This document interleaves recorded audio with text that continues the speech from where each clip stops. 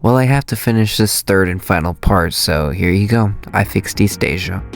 I of course started off by thinking of what the heck to even do. Like, you have this whole palette, this whole map, and you're an American, you don't even know what half these countries are.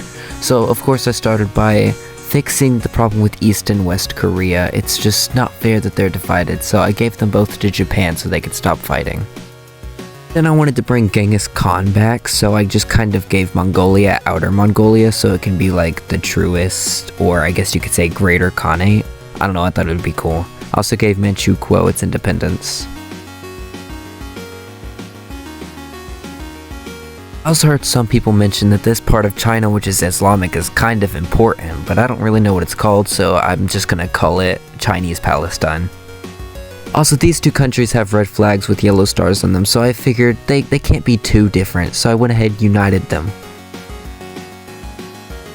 I also figured there are too many countries in this part of the world, and so I went ahead and did what the French did and just united them all. What could possibly go wrong, am I right?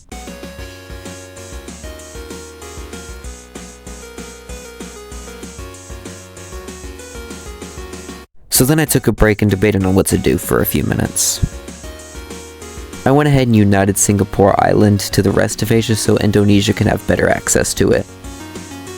I then decided to give the entire island of Borneo to Brunei because, you know, why not? After singing Papua New Guinea, I also figured, you know what, the Filipinos are too nationalist. We should just erase all these islands, like, they won't even notice. Anyways, so save the flags and names. This is my new map of Asia. Let's see what we can do to it to make it worse. Of course, we start off pretty normal, just Japan, you know, pretty normal stuff. Japan. I of course made the island of Taiwan restore the Qing dynasty, and I also went ahead and made this Bruneian Borneo Republic just socialist for no reason.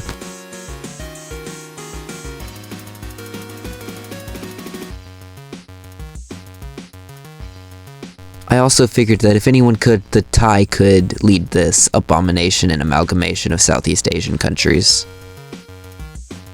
And of course I deposed the commies in China and replaced it to the old Republic of China.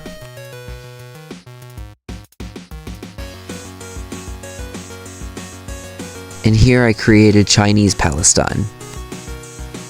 I didn't want to disappoint my Albanian grandfather, so I had to include Albania in this video somehow, and so I just gave this Tibetan thing to Albania.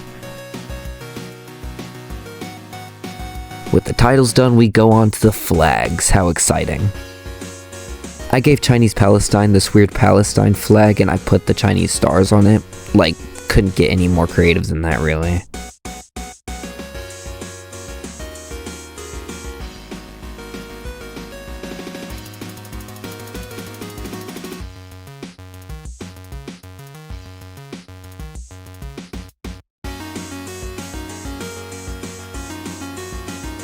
I wanted to give this Albanian Tibet a unique flag, but I also wanted to keep the base Tibet flag because it is amazing looking. So I got rid of this weird reef thing / coat of arms / whatever you want to call it on their flag, and I of course put the Albanian eagle there because it's just so awesome.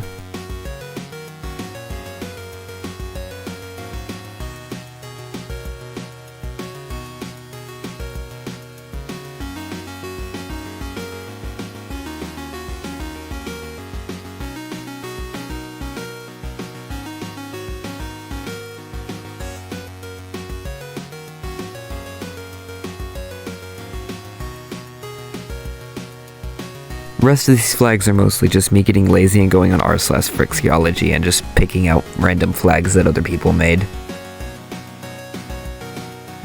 I use Thailand's old flag because I just kinda like how it looks. Like, putting an elephant on your flag is so ballsy and I appreciate that so much, so had to use it. It's a shame they don't use it anymore. Indonesia's flag looked too close to Poland and Monaco, so I also had to change that one up a bit by using their old flag, which I unironically believe is totally better. For Socialist Brunei, I just used the flag of the Socialist Party in Brunei, and I thought it looked kinda cool, so I went with it.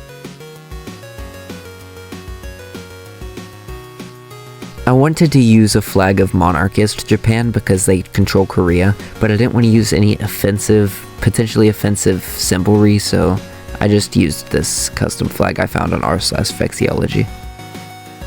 Of course, after the Chinese Civil War of 2024 or whatever, the Qing monarchists fled to Taiwan and the Taiwanese came back to mainland China. It was kind of an Uno reverse card, except with monarchy, the monarchist return.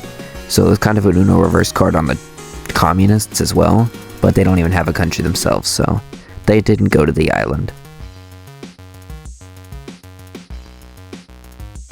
I was having a big difficulty with trying to get these flags into the corner up here like Manchukuo, the Greater Khanate, and Chinese Palestine, but it was just difficult without covering land up, and if you didn't notice already, I tend to try to avoid covering up the land at all costs, but here I didn't really have a choice. I wanted to feature the flags on there.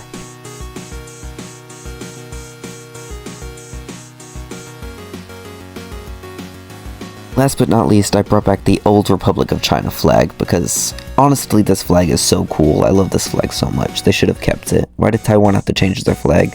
Probably because they're on the island of Taiwan now, but still, I'm never gonna give up how cool this flag is. Well, that's it. This is officially, I fixed the entirety of China, if you watch all 3 parts, I guess. Anyways, enjoy, have a good night, or whatever. Bye.